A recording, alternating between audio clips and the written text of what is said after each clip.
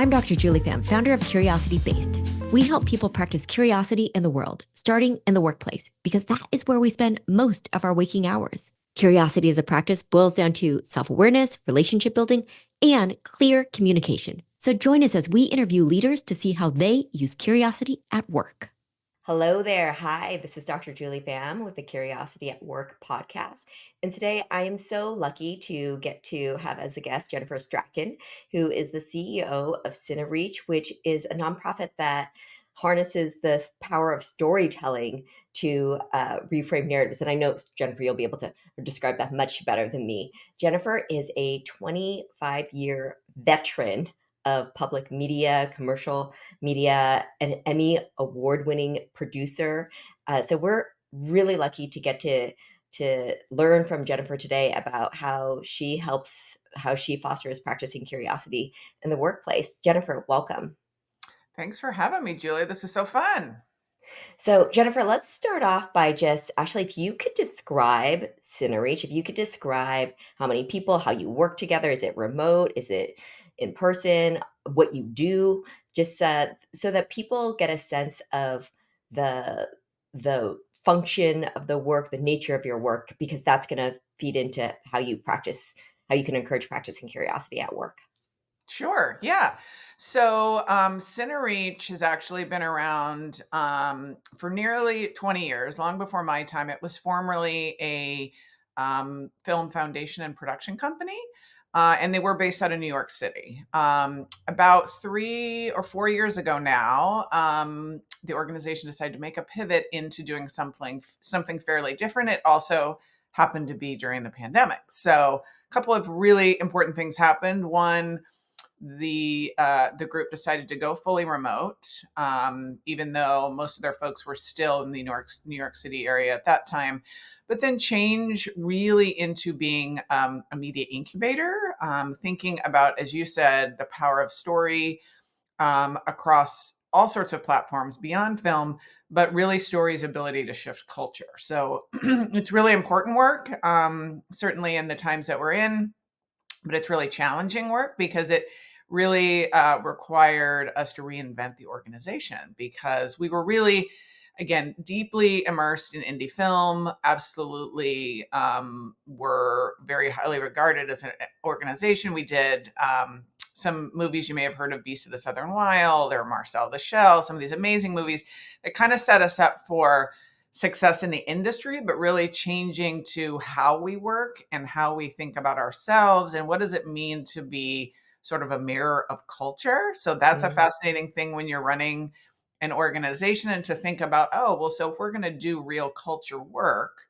what is our internal culture and how does that work? And are we an accurate reflection, and are we learning from what we are learning externally? Are we applying that internally? So the organization was formerly around 20 people. When they changed, it went down, and then they brought in me about 2 years ago, and now we're back up to almost 20 people. So distributed all across the US. A lot of folks still remain on the East Coast. I'm out here in Seattle. We've got about now 2 or 3 people in Seattle, LA, Indiana, North Carolina, all over the place. And what's fascinating is they come from all different backgrounds, Mm. which really has been wonderful and also necessitates that internal culture piece, because we've got researchers now, we've got folks who have worked in social change, folks who have worked in entertainment, philanthropy, marketing, all these different things that we really didn't have before. So it's been a really, really interesting journey in getting to know sort of how people were formerly used to working, how they navigated their team structure, how they thought about the work that they do, and all that while we're really creating a new business underneath our feet. So it's been a very interesting and fun ride, and it's more or less being like a startup organization within a legacy frame, if that Mm. makes sense. Yeah. And so of those 20 people, how many of them are new versus Yeah. in the last 2 years versus in that Almost, original well, model? 3/4 of them. There were only 5 employees that were there before I got there. So all the rest of us, including myself, are new. Wow. And are there also generational divides too? Or is it Well, depends on if we're I'm probably at the head of the race. I would say what's interesting is, yeah, I mean, there's certainly now that I think of it, yeah, there's probably three generations represented. Mhm, mhm. It's funny. I love that you asked that because as we always probably do as individuals and leaders, I'm like, I always thought, I was the young person, everybody was older than me. And then I woke up one day and I was the oldest person there. And it happens by surprise, but it's interesting is, and I don't know if you found this in your work, but I don't notice the generational divide as much. Sort of from my vantage point looking down, as I remember thinking, looking Mhm. up as a young Gen Xer back in the day. One interesting noteworthy part about my team, we're all women. Um, Oh, wow. Apart, and that just happened to happen. So I have one um person who is in a fractional role Mhm, who's a male, but we're all women, and that was just by going through and looking for who we felt were the best possible candidates to match, and they just all happened to be women. So that wasn't mhm, even really by design, but that's created a really fascinating layer to the culture. mhm, mhm. All of those different demographics that in this particular case, all women Yeah. in with 3 generations. I actually find with other clients I've worked with, there are generational issues that pop Mm, up, and so it's interesting. interesting that that isn't an issue, or at least from your vantage point, you're not seeing that as Well, an yeah, issue. we might wanna ask them what they think. I think it's fascinating to me just because I've probably learned as much. I mean, and a great example is I had one of our youngest employees. We're in the entertainment business. I was making some point and using an example about something about YouTube, and she reminded me of like, so that's very out of date, what you just said. And I go, right. Okay, help me help myself.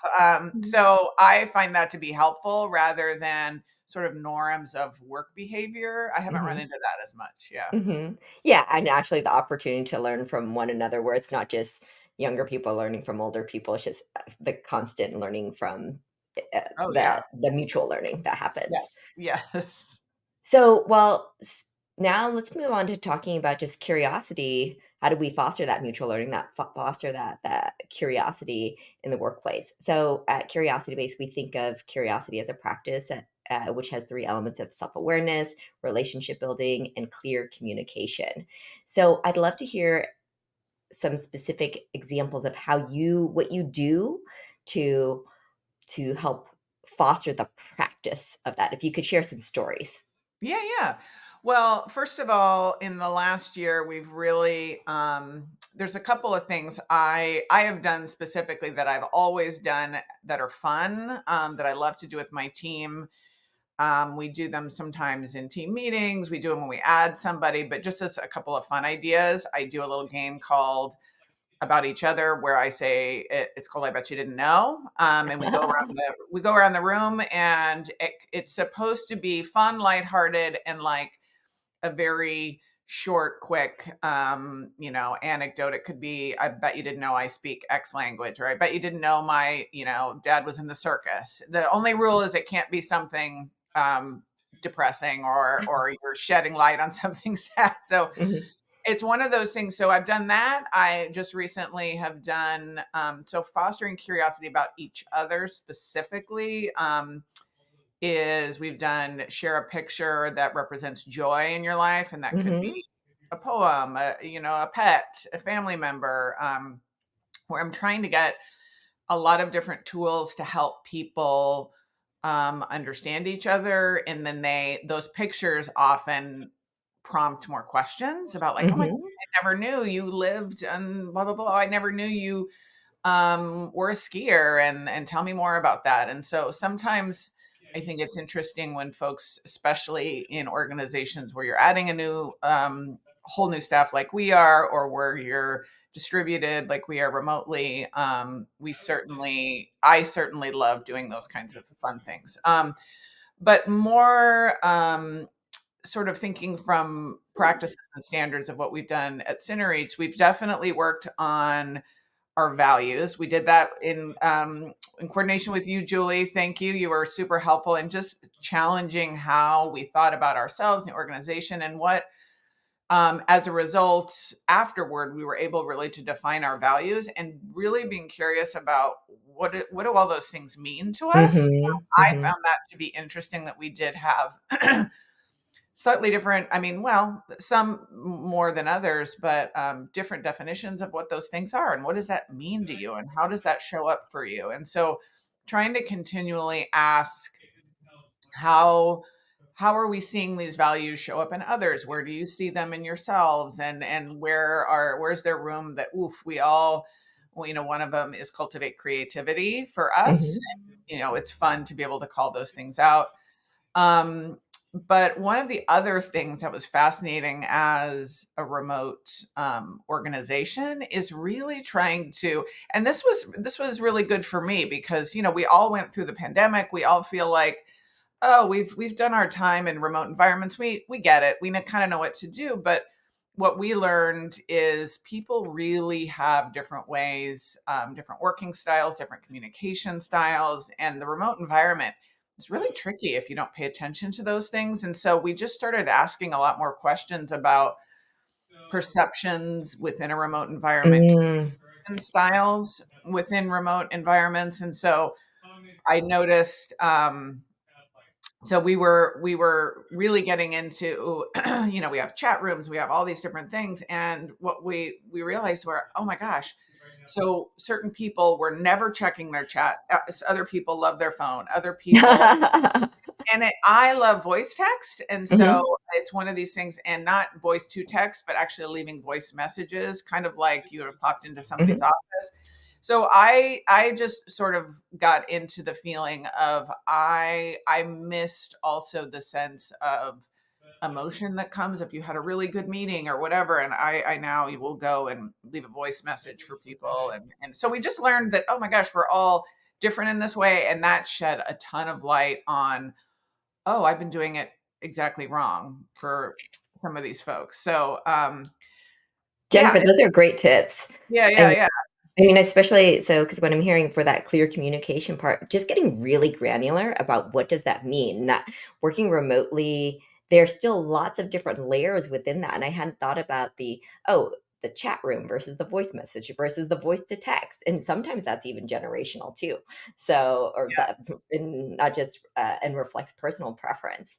I remember actually when my colleague and I went to facilitate the retreat with your team, beforehand, you did that picture exercise. And it was yeah, so great because everyone flashed a picture on the screen of what brought them joy and they shared the story of that. And it was, as a stranger to the group, I loved hearing those stories and the laughters, and I could see people's smiles as even just the image popped up, and then the story was explained. yeah. Um, Well, it's interesting too because, I mean, it depends on what kind of organization you're in or what kind of, your own personal leadership style. But there's something about when we do those exercises, even though I bet you didn't know, and people are mentioning just these very hilarious or interesting little tidbits. It just, the humanity of people to me is such a really key way to be able to understand and to honestly be curious about, oh, well, I didn't realize that they grew up in this very specific, that makes me really curious and interested, of like, I wonder if that's, if it really starts a snowball effect when you learn more and more about people, mhm, mhm, even if it's in these little tiny ways, that it's almost like it's an example or an opening or an invitation to, there is a lot more about this person that you don't know. mhm. And somehow some of these pictures or these stories, it's almost like it gives you some kind of permission to at least ask more about that. And then maybe that could foster an environment where you build a closer relationship with somebody, or that you just maybe understand them differently or see them more humanly than you maybe did before, or when the next time you have a conflict, it helps in a way. So Jennifer, I bet you didn't know. What's one that you like to Oh share? my gosh, I've got so many, Just Julie. one. Just Just one. one. Maybe the one that gets the most shock from people. Well, I bet you know I was a whitewater raft guide Ah. when I was 19 and was an absolute, it's my favorite thing to trot out at parties just to seem like I was young and cool once. But yeah, that's my favorite one. And then that prompts a ton of, oh my gosh, tell me more. Yeah. What in the world? It was fraught with, I've got all the stories of flipping boats and having to pull people out of the river, and just I had, I was as fit as I've ever been in my life, and I look at those pictures when I was 19, I'm like, oh my gosh, that girl, if I wish I could have her back. And there's a photograph that proves that girl existed. Oh yeah, I can share that photograph with you. I do have it. Yes. So yes, just for listeners that sometimes just interesting prompts can really help people spark that curiosity that I bet you didn't know. One, a couple that I really like is I never thought I would fill in the blank, and one that I think Ooh. works really well with women actually is something I want to brag about in the last Oh, year. that's another So great it's tip. I love hard to that. brag unless we say no. You get permission, brag about it. So Ooh, I'm so gonna steal that one. I'm writing that one down right now, Julie. Jennifer, you said that there was the dip, then they brought you in, and now you're at 20, and 15 out of 20 people are new. So you've been having to do a lot of interviewing and guiding your team managers to interview. How do you interview for curiosity? What's a question that you like to ask to because I know curiosity is so important to what inReach does. How do you help figure out, is this person going to be curious? Well, I tell you what's funny about interviewing, and I can tell you, in my own experience, the people that are the most that end up being really special, and it's not so much for me in my own experience of, you can ask a lot of really fascinating questions, and it usually involves storytelling of, tell me a story about, for us in the entertainment business, we get really curious about, tell me, a movie, a story, something that really, changed your mind, or changed how you think about things. And so we like to really kind of dig into the business we're in and ask, help me see how you might tell a story. That tells me a Mm. lot. But I will say for me, and I can't say this enough, and I wish if I could, teach a class or do something, it honestly is the questions they ask us at the end that tells me Mm. the most. And then the curiousness of being able to say, not just what questions do you have for us, but even in how they approach that part of it tells me so much, and is the biggest differentiator for folks who, some either very rarely, but say, I don't have any questions, or ask a very, a simple one. I had a woman once that said, tell me, when was the last time you had fun at work?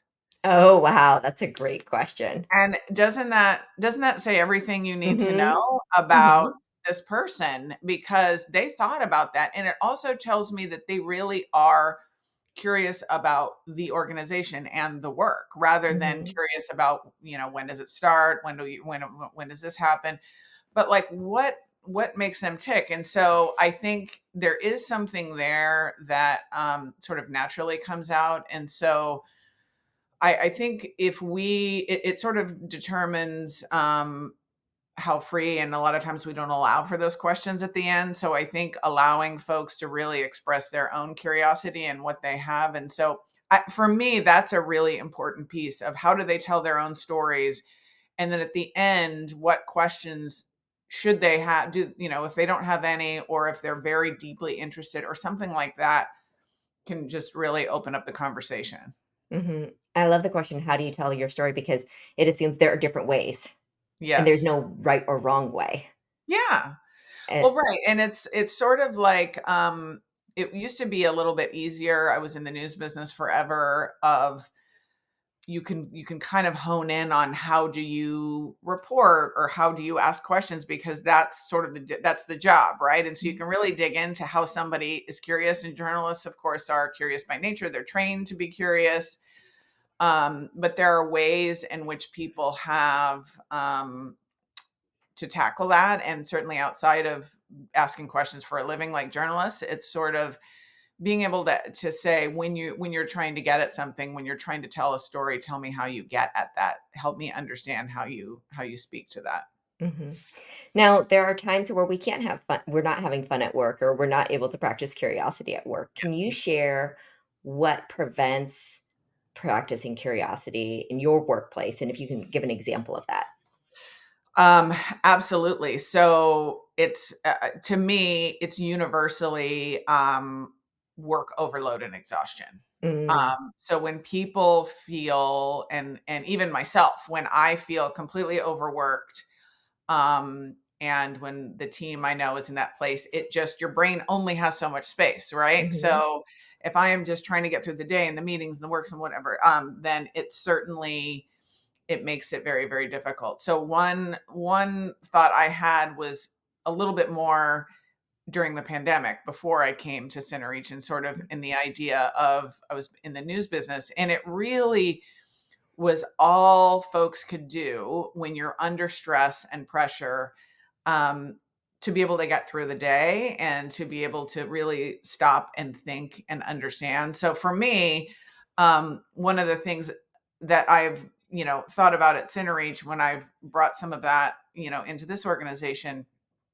is when you get in those modes, it's really strategically trying, at least for me, I really, really try and separate out my day from feeling like I don't have any space to think. And somebody told me once, well, so Jennifer, when do you dream and think about and wonder about all the things? And I said, well, I do that in the meeting space, right? I'm asking questions. I go, well, so, but when then do you take all that information from the meeting space? And then when do you ask yourself questions about that? So now I really, I get excited about the times when I don't have any inputs. That could either be, it happens a lot in the car. It happens a lot when I'm walking. It happens a lot when I'm with my dog and whatever, when you're trying to think about, ooh, really letting your brain be free for a moment. And so I've talked a lot about that with my team, about when are you allowing your brain space to think about the work that you're doing, and you almost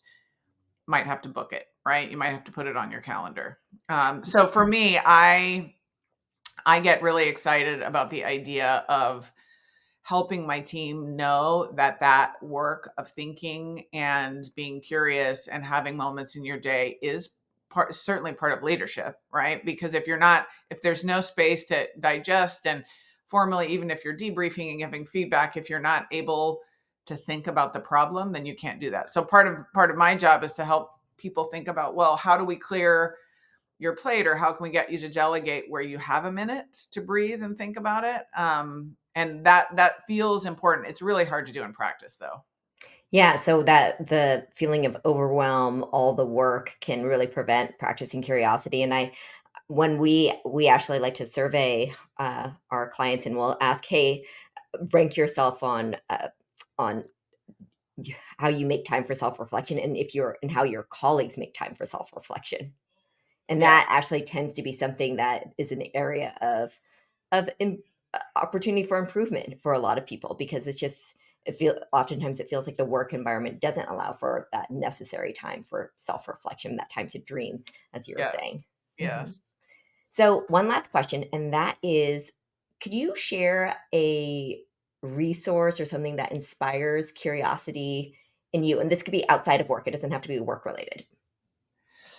Well, so there's a couple of things. I am sort of a voracious consumer of stories, big shocker. Mhm, mhm, And so I have always been this way, Julie. It's funny because I really do. I'm two things. I'm a self student, so I will read every leadership book, and try and understand more. And I want to understand why in the certain things that we do as human beings, how that translates into being a leader.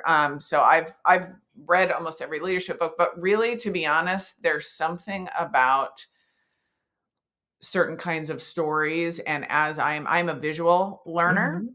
So it sort of depends, whereas other folks look for, stories and inspiration in different ways. I've always been a visual learner, so I really do turn to, um, movies, shows, certainly, different pieces of media that have a way for me to experience it. So I am always looking for those connections in story that, I mean, where you walk out and they just make you think differently about the Mhm. world. And so one of my favorite, since we were always talking about, I was just mentioning about, favorite movies or some of those things. There's a movie, I don't know if you ever saw it, Lost in Translation. Oh, yes, yes. Mhm. Yes, right? So a Sofia Coppola Mhm. movie, a Scarlett Johansson, Bill Murray. And I would watch that movie. If it were on today, I'd go watch it right now. And it's something about, because what that movie did, and it's actually similar to kind of how we think about things at CenterReach, is it really forced you to think about similar life experiences based on two completely different characters Mhm.